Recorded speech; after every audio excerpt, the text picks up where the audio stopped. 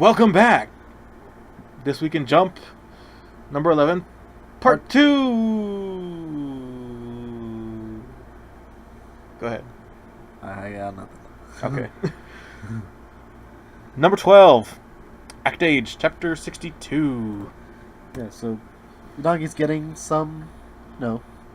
back into working again.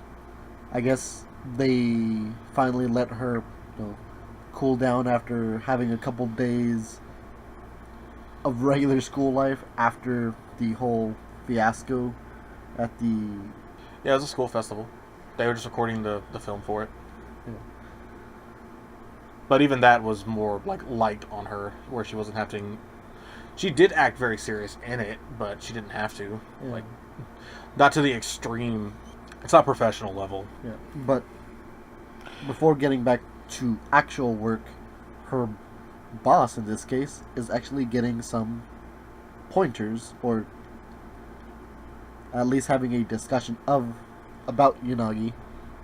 Where she was I like the illustration that shows her basically at sea, where she loses herself because she was acting constantly every day performing that play. And as a result, her younger siblings noticed that she would just stare off into space.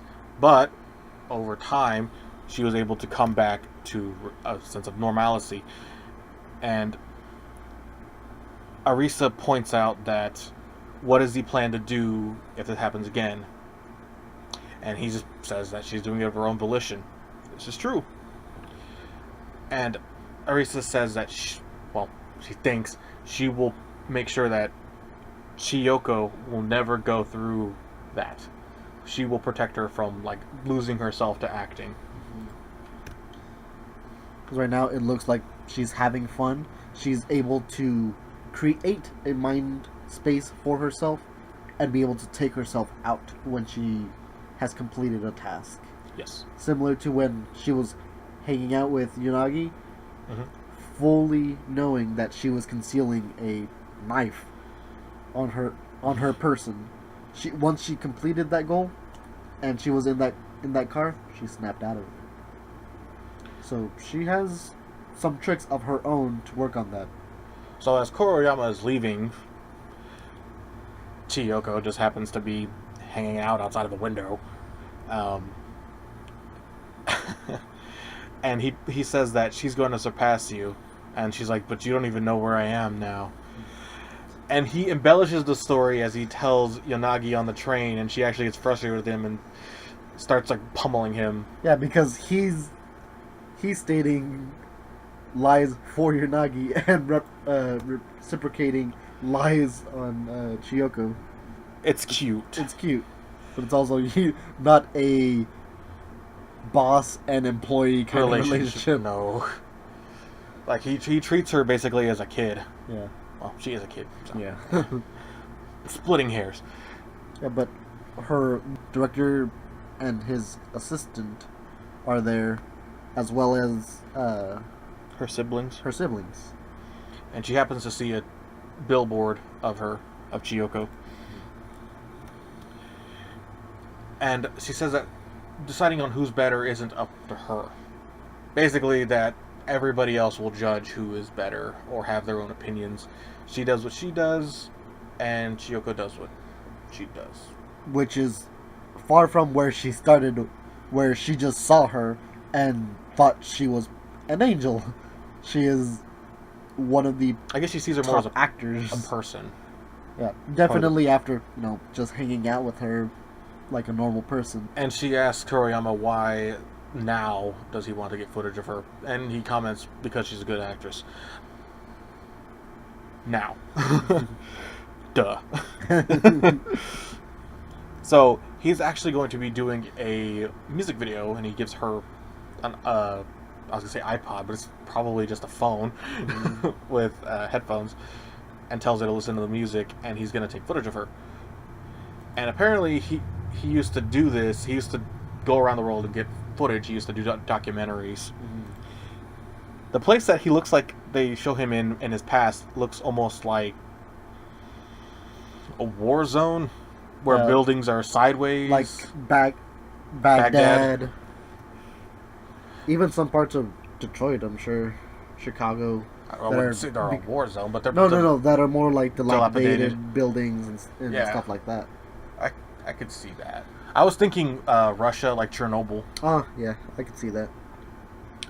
So, as soon as the doors open for the train to get off, she bursts forth, and he's right on her tail. And then you see her expressing herself, both in her face and her movements, and he's able to follow her perfectly. And she is able to stay within his frame.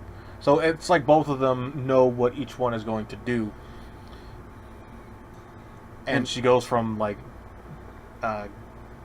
running to skipping, and then she apparently looks like a ninja according to them, because she's like leaping and she's going like down, up and down stairs. You definitely get a sense of speed whenever she's moving here, from her clothes through just some effect and then lines. how much she's sweating from her movement. In the final, like, Yeah. it's crazy. But I want a pair of double X headphones. Oh yeah, they look really cool. And if you're running and skipping and doing all that, and they're staying on, that's good. That's good branding. Yeah, but she genuinely looks like she's having so much fun. Like, her smile, her open, wide eyes, looks amazing. I want to listen to this music. And they also point out that this video would clinch her reputation as an actress. And also that apparently 3.5 million people go through that Shinjuku train station. Yeah, Which is crazy. And they didn't bump into anyone. They didn't ask anyone to get out of the way. Nope. They just kept moving. Mm-hmm. It's impressive, and it was good. It was a good chapter. And I feel like I have to always repeat this, but just because it's low on the list does not mean it's bad. That's bad. Like, I wouldn't. Well, I do it because we have to read everything that we can for this, but I don't feel like any of the series that we follow in this are a chore to read. Absolutely not. Each one is enjoyable in their own right. Yeah, and everybody's going to have their own bias based on their taste. Yeah. So we would read a lot more manga in general if we really had the time to. It's a time constraint. Well, it's like if we were to also do like everything else that even just I follow, like that's a lot. Yeah. That's Hajime no Ippo, that's the Fairy Tail continuation, which comes out every other week, Eden Zero, which is Hiro Mashima's latest work, Dolu Dalu, Kingdom, Golden Kamui. There's some backlog. There's some that I've been reading as well, like just to have something different. You have to have something different, but like doing like commentary on it would be almost impossible, because you'd have to have just like a separate thing where it's like, everything else that we follow is this. Yeah. Number 11, We Never Learn, chapter 108. Is that high or low for you? Very low. Very low. You put it a lot higher? No, I put this very low. Oh. So, this is a continuation of the previous chapter directly. Correct. More so in this series, it's important to say that. We have Naruyuki back at the tutoring center, or the cram school. Cram school, whatever you want to call it. They all run together. Yeah. For higher education. And the teacher calls on Asumi. Mm-hmm. But she's spaced out. She doesn't... When she's called upon, she has to ask him for a book and something to write with. And then when they're leaving, he asks if everything is okay. She comments, yeah, everything is fine. Just stayed up late studying, but she does that anyway, so why is that different? And she teases him as per usual and says, I was thinking about you. Is that what Kohai. So getting flustered, Naruyuki goes off and does his own thing because she says she's going to go to work. Then he bumps into her coworkers. They point out that they are off, but they're going to go buy nurses' outfits. Like, oh, ding ding ding, she lied to me, something's up. And then it starts to rain, and she's actually waiting back where they were talking before, and she's looking at the old picture that she drew as a kid of the clinic, of her being basically the doctor of the clinic, with her parents and then the patients. And he says that you're going to get sick. The wind comes knocks by. the paper away. It lands in the water. Looks like it's a puddle. Yeah. He wants to go get it while it's raining like this. She grabs him and tells him it's okay. Yeah. It's just a piece of paper. Mm-hmm. They take shelter underneath a playscape, and she tells him that the clinic is closing. While she's looking at the giant hospital. Yeah. Very imposing. And then we see the conversation that was had between her dad and mom, and he's basically saying that fewer and fewer patients come here. They can get better treatment there from younger, more energetic doctors. So he wants what's best for them. Yeah, state-of-the-art technology. This has been his goal the whole time, is serving his patients as well as making sure they have what is needed to fit their needs. Mm-hmm. Since that is now available and he doesn't have the stamina that he used to, he's content with leaving. He's not happy about it, but he is affirmed with himself, this is the time that I need to stop my practice. I need to just close down the clinic entirely. Not hand it off to someone, not hand it off to his daughter, mm-hmm. or even his wife to take over. Well, there's a reason why, besides the fact that they're separated. Yeah. But you see Asumi go through the different signs of grief, including bargaining, saying that she's basically, oh, I'm fine, nothing's wrong, and it's okay, and what can I do? Naruyuki puts his hand on her head. It's at this time where he says, it seems like you've been crying alone, and then after thinking about it just a little bit more, she just can't take it. Yeah. And she cries. Like you were saying, the stages of grief, the panel when he just puts his Naruyuki's palm on her head is definitely denial. Is like, oh, you're doing this just... She's teasing him. It's like, oh, this is just something for like a friend or stuff like that. Mm-hmm. Yeah, when she breaks down, that's acceptance. Yes. That's... So then she goes back to the clinic and she's gonna go inside, and she thanks him. Mm-hmm. But the mom sees, and apparently she's a volunteer surgeon, so that's kind of why she wouldn't really be able to be there, even if she was, because she's very good with English.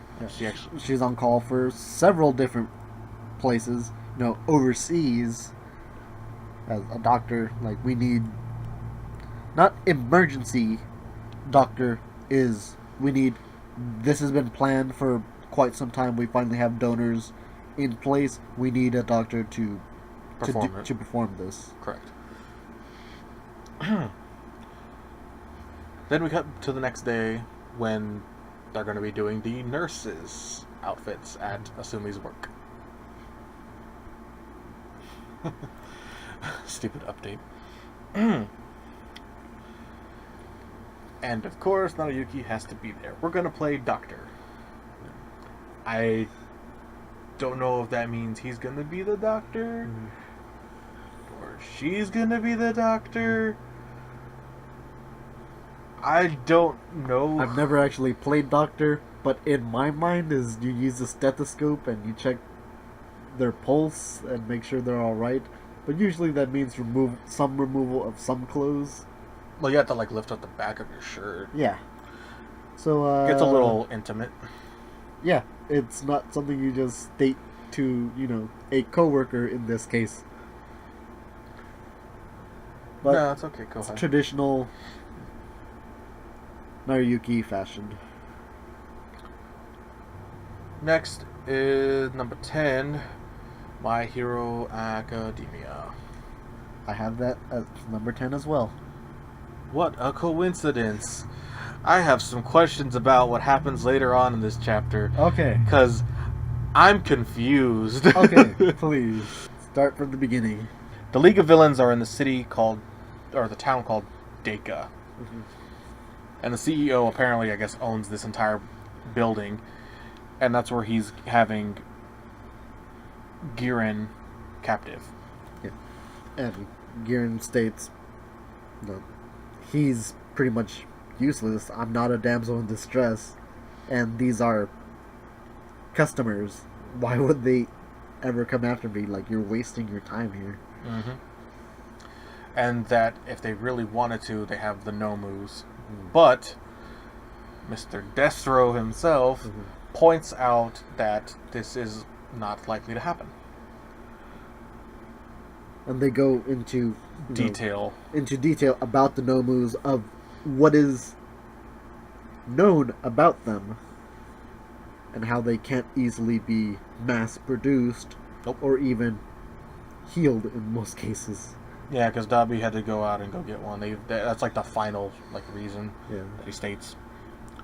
And that they haven't used them since Camino. And then they're watching from on high, but you can see the fight going on down below between the civilians. Full of people using their quirks every which direction. And apparently they've been training for this the entire time, so the civilians really are a army at that point. Mm-hmm. And you have Chitose, which is the one who can use the mines, with basically a group around her of bodyguards. Mm-hmm. And she's going to be fighting Toga. But at every turn, she has the advantage on Toga. She has people protecting her from different angles. And not to mention her quirk by itself. Yeah. Just creating not powerful, but plentiful landmines. Which can be placed on anything that she touches. Yeah. So that's the stipulation. So it's kind of similar to Karasu from Yu Yu Hakusho. And she wants to actually interview her to understand why she's done what she's done. And why she went from being a she was going to be going into high school, but she didn't go. She had looked like normal life. Yes, and she had good grades. Like, she wasn't stupid. And I don't remember if you've ever seen her mask do that, where it can stab into multiple people and she can, drink blood. I've seen her take one out specifically for... Yeah, individually. To stab into someone. But, as a marionette where it goes, all in different directions. No, I haven't seen that. That might be one of the upgrades that she received from the doctor. That's what the mask looks like. But it still looks cool. It could be an addition. I'm not sure. As she's drinking the blood, Chitose actually blows up the people that she's drinking. Well, they're not dead, because I guess, like we were saying, they're weak bombs, weak mines. So it just does a lot of physical pain and damage. Yeah. And they basically use their army as... It doesn't matter if there's collateral damage. Yeah, because Toga explodes, but as well as the person that she drank from also exploded. Correct. And why did you... And here we go back to why did you abandon your normal life? And you see a bunch of school kids, and you see what is assumed to be her with a mask, smiling. Then her surrounded by other students, and then it's just her, and then you see Deku. Why do we see Deku? Deku, because that is when he is fighting the slime. Yes, that was on Bakugo. On Bakugo, before his training, yes. Before All Might. Yes. Just seeing him in, his pure quirkless form. What's breaking her mask is, I believe, a genuine first crush. But the part that snaps her, I'm sure is the crazy kind of look that Deku had in that fight or flight moment. And this is normal for her, and her face becomes more exaggerated, and we see her with a box cutter, and then the mask is gone. I'm curious if they went to school together. Which, if she did, I'm surprised Deku didn't recognize her. Or maybe he just didn't notice because, I mean, there might have been like 100 students in the school. It could be that. Or could be she changed her hair color. She definitely changed her hairstyle. Yeah, because she put it in the little buns on the sides. Mm-hmm. And it's kind of frayed. I don't know. I put it that high because I was like, okay, so is this going to be the thing now? Are we getting some Toga backstory? Are we getting more backstory? We getting more flashbacks? Are we getting more... Fire sale on flashbacks. No. No. I got 5 off on that flashback. You want a flashback? I'll give you a flashback. Where did that come from? Fire sale on flashbacks. Fire sale on flashbacks. I don't know why I'm so harsh on it. Huh? I don't know why I'm so harsh on it. The bug? No. Flashbacks. I think it was just that week where I was just fucking tired of it. There was like 8 different series that had flashbacks that week, if I'm not mistaken. Yeah. Haikyuu! Yay!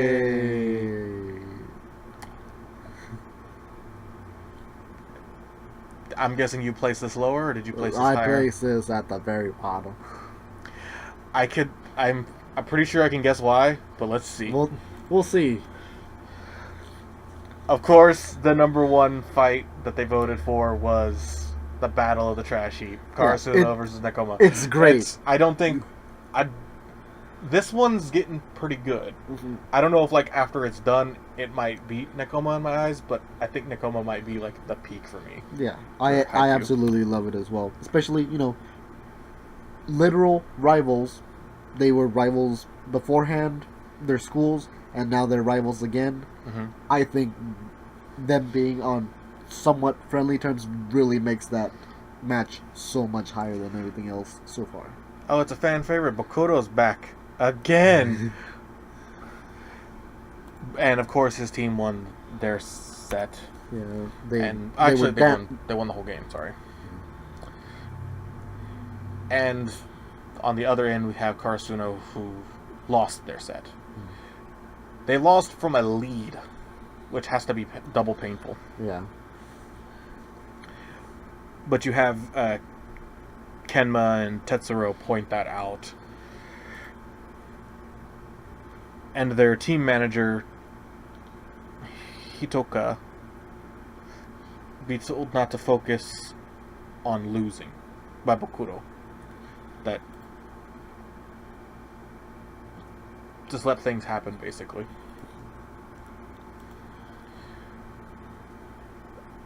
The team regroups. I do like this interaction between Suki and Hinata when Sugawara points out that you sound just like Hinata. Yeah. He gets such a distraught face. That is so depressing. Yeah. Excuse me, rude. It's just I like that. Shaking in anger. Yeah. I like that interaction. But on the other team, they're just going over what just happened. Like, yeah. Oh yeah, they were lining up like this. I was able to block here as well as attack. They're talking about it very mechanically, like not like friends. Not very. They seem buddy, but at the same time, like there's no animosity. There's no like, hey, we need to make sure we keep this up. They already know what they have to do. Is what it seems like. They are a national team. They've done this before. Yeah. So I guess it would make sense that they're more like a well-oiled machine as opposed to Karasuno, who is literally the underdog of the underdogs. Yeah. And the rest of this chapter mostly focuses on how they're going to change their strategy for the next set. All of this is by their coach. Yeah, Keishin. That's his name. His last name is different, but yeah, his first name's Keishin. Right. Yeah. So they're gonna swap a couple things around. They wind up swapping only 2 things. A couple of their... What is it? It's Hinata and Suki. Swapping them. Going for more offense. Mm-hmm. But that's what they excel at. They never really excelled at being the Iron Wall or any other... They can block, but that's not what they're known for. They're known for their unified attack where like everybody goes up and you don't know who's going to be the Yeah, one to but actually that take really the shot. only works in shorter set games. Yes. These can drag out to 5 sets if they get 2 and 2, like, and then a deciding one. That can last quite a while. Can it do that? Yeah. In volleyball? It can. I thought it was just because it's best of 3, so 2. Unless they. If this one is just best of 3, Yeah, best of 3. then yes, it can just go those 3 rounds. I'm not sure if these go any longer because these are televised. I'm not sure. You might have a point. Yeah, I was gonna say I can't remember. I can go back to because it has scores for 4 different sets. Yeah, look for. But on Bakudo's, did they win every set? So they lost one, and then they won the other 2. So it looks like it is best best of 3. At the of 3. bottom then? 4 and 2. Maybe those are timeouts. I'm not sure. They usually keep track of that too. I could be wrong there. I could be wrong. Yeah, it's one of those things. So they, God, what is their team name? Kamomide also does the same thing where they focus on offense rather than defense. Yeah. So they're essentially having a slug out fest, seeing who can hit harder, who can pierce through the defenses more often, and who can be more tactful in that sense as well. So Keishin did all of this just so he could prevent them from getting what they wanted, because they thought that they were just going to keep the same set rotation and not really change it up that much. But just that little tweak was able to use, bringing out their big guns, or big gun in this instance, Hinata. Yeah. So I could see how this, for you, probably was like kind of a slog, not a slog to go through. It's being too harsh. It was just more on the technical side. Yes. Of everything. It's less of the actual play, and you don't get a big play out of this chapter. No. You don't get good. You do get some character interactions, but really only on one side. The other side, very mechanical, very by the book, where the other one was much more buddy. It's probably because of there wasn't a spectacular moment. There wasn't that moment of intrigue, right? Basically, that's. I put it here because I wanted to see what they were going to do as far as are they going to switch up their lineup? Are they going to take somebody out? Rather than take somebody out, they just moved Hinata and Suki around, which I was like, oh, okay. And they're going to treat Hinata as their main attacker. And I was like, okay, cool. So that's why I put it as high as I did. Okay. Then I understand that reasoning a lot more from your explanation, more so than my understanding of the chapter. So thanks for that. That's how I interpreted it. Number 8, Dr.Stone. Okay, pretty close. Pretty close. Where was it on yours? 7. 1. This is another case where not a whole lot developed or happened. No, this one was very... This is them getting from point A to point B. Yeah. And character interactions. Really, that's all it is. We do get a 2-page... There's a couple of good spreads. I think there's... Is there 2? Well, that's kind of a spread, but not really. There's the Perseus. Entire layout of the Perseus. That one, I really enjoyed. Liked it. There's so much character in this panel of how they're explaining everything. Mm-hmm. I just love it. Every single bit of it. Yeah, I feel like if we went into a step-by-step thing, it kind of would be overkill for this chapter. Because it really is just character interaction and them thinking that Soyuz is actually a traitor, but he really just wants to see his home and find out what happened. What happened? Why he was sent to Ishigami Village? And that curiosity is why Senku's basically like, that's basically what science is Yeah, the curiosity. it's okay for you to have this. It's great that you have this. Yes. So the reason they even go into explanation is because of Yuzihira, who actually asks, "Oh, I wonder how all of this works together." And then they go into an explanation, and they literally go on a tour of the boat. Yeah. One of the things, I'm not sure if it's actually like this, but you see the metal on the front of the Perseus? Mm-hmm. I think that's actually the anchor. I think it jettisons out and bites onto something and brings it inland. I thought they had an actual anchor. It's like right there. Okay. That would I'm sorry. that would have been. I thought that's what it was, because that's very hard to see right there. But that is clearly an anchor. Yeah, that is a not bad idea. If that's not a stylistic choice, but it works for something else, that'd be kind of cool. Yeah, but the motorized sailboat Perseus is huge. It has compartments for sleeping, for animals, for a garden. A little lab with the different ingredients. Oh yeah, it has the radar station. It has quite a bit going on. Yeah, and of course the engine room.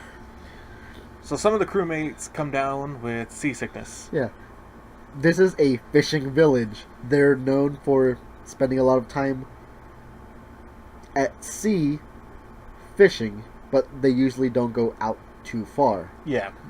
But they still go for extended periods of time. These guys are miserable. So they're fishing. I think it's because the farther out you go into water, the more turbulent it is. Yeah, you definitely feel it. The effects are far worse. Even if you were a fishing village, if you're only going out like 500 yards versus going 3 miles out into sea, it'd be significantly different. So I think that's why they're like, ugh, succumbing to the sickness. Or coming down with the sickness. Yes. So they actually have everything they need there to cure that. And they go the step-by-step on what they need to do. And a droplet is enough to get these guys up and going again. So, like, if you're up and going again, get to work. Like, that's what we brought you here for. I did like the Ryusei, like, having a stunned expression, like, what? And then they ask him, what's wrong? Oh, you put goat milk in this latte. Yeah. And she did it in the sign of the exploration team flag. Yes. Like, that was neat. I thought it was some kind of premonition with tea leaves. No, that was just latte design. And I'm just like, ah. Senku bursts in, eyes bulging out of his body. And with the cover of the storm that's going on right now, they're going to use it to see them before they know that they're coming. Because he believes he is the most technologically advanced person alive right now. They also point out that they're pretty sure Y-Man isn't there because they wouldn't have the resources because it's a small island. But that was a very great shot. This is the last page where it shows the island and it's mystery. It's literally clouded in mystery. And we just get a nice panel in the back that's very blurred out. Just whoosh. It makes me think of King Kong. Oh. With just going to the island, Skull Island, and it's always raining, it's always turbulent, and then you can't see the island. Number 7, Jujutsu Kaisen, Chapter 56. See the color spread with Mahito and the ugly curse that has its eyes bleeding, and it's bleeding into its mouth. And its nose is bleeding into its mouth, and it bleeding into its second mouth. And it's blue. I was not expecting it to be blue. I was expecting it to be white. I was expecting like a light green. That makes it... I don't know why it makes it so much worse for me. It was gross.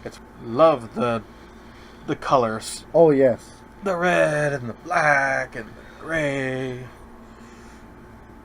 Well, and Itadori just... his inner turmoil with his demon side. It's pretty cool. Just, they're at each other's throats. It's really neat. Complete tone change when it's just... them hanging out on the bridge. Yeah. When they can't figure out what's the trigger to cause the curse to activate. Yeah, what are they supposed to do? Let's just go to the 9/11, because that's a 9. So they go to the 9/11, and they're just recuperating, eating, having Rice. a good old time. And then they get a little piece of information from the junior from the middle school, who brought his sister, his older sister. That apparently during junior high at night, they went under the bridge. Or went to the bridge. And ever since then, actually recently, they'll have automatic doors just be wide open. And she feels like there's a presence there. Yeah. Her family says that it's most likely just, technical issue or something like that. But when she calls out to them, they don't answer. Yeah. Which is odd. But she definitely feels that something's there. Yes. And they point out that it's not like you went there alone. Who did you go with? And of course, it's Fushiguro's sister. Yeah. Sumiki-san. Mm-hmm. So he's being very nonchalant, like, okay, well, I guess I'll ask her about it. And then he breaks out in a cold sweat. Yeah, it's like, as soon as 2 panels. civilians are out of sight, Mm-hmm. and his